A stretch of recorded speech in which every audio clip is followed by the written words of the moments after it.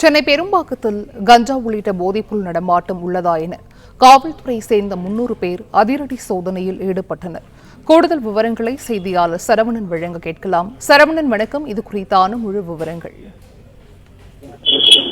சென்னை பெரும்பாக்கம் தமிழ்நாடு நகர்ப்புற வாழ்விட மேம்பாட்டு வாரியத்தினுடைய அடுக்குமாடி குடியிருப்புகள் பல இருக்கிறது. 1 லட்சத்திற்கும் மேற்பட்ட மக்கள் இந்த பகுதியிலே வசித்து வருகிறார்கள்.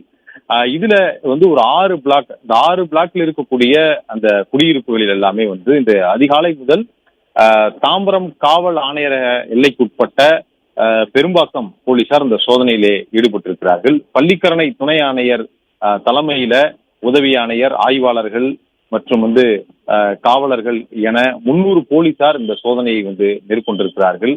இந்த பகுதியில கஞ்சா உள்ளிட்ட போதைப் பொருட்களினுடைய புழக்கம் அதிகமாக இருப்பதாக எழுந்த புகாரின் அடிப்படையில் இந்த சோதனை நடத்தப்பட்டதாக போலீசார் தரப்புல கூறப்படுகிறது. அதே வேளையில கடந்த வாரம் உயர்நீதிமன்றத்துல ஒரு வழக்கு வந்தது. அந்த வழக்குல பெரும்பாக்கம், செம்மஞ்சேரி போன்ற பகுதிகளில் இது போன்ற போதைப் பொருட்களினுடைய புழக்கம் அதிகமாக இருப்பதாக அந்த வழக்கிலே ஒரு மனு தாக்கல் செய்யப்பட்டது.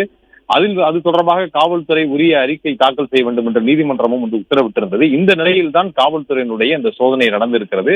இந்த சோதனையில கத்தி உள்ளிட்ட பொருட்களும், கஞ்சா, குட்கா உள்ளிட்ட பொருட்களும் பறிமுதல் செய்யப்பட்டிருப்பதாக போலீசார் தரப்புல தெரிவிக்கப்பட்டிருக்கிறது.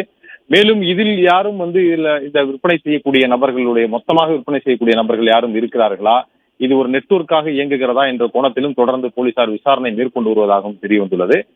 கடந்த மாதம் தாம்பரம் காவல் ஆணையர்களுக்கு எல்லைக்குட்பட்ட பகுதியில புத்தேரி பகுதியில் ஒரு தனியார் கல்லூரி அருகே ஒரு அதிரடி சோதனை காவல்துறையினர் இந்த போதைப் பொருளுக்காக மேற்கொண்டார்கள். இந்த நிலையில தற்பொழுது இந்த பெரும்பாக்கம் பகுதியில காவல்துறையினர் இந்த சோதனையை நடத்தியிருக்கிறார்கள். 300க்கும் மேற்பட்ட காவலர்கள் இந்த சோதனையை மேற்கொண்டிருப்பதும், இங்கு இருக்கக்கூடிய 20,000த்திற்கும் மேற்பட்ட குடியிருப்புகள்ல மொத்தமாக சுமார் ஒரு 1,500 குடியிருப்புகளை குறிவைத்து இந்த சோதனை முழுமையாக நடத்தப்பட்டிருப்பது தெரிய வந்திருக்கிறது.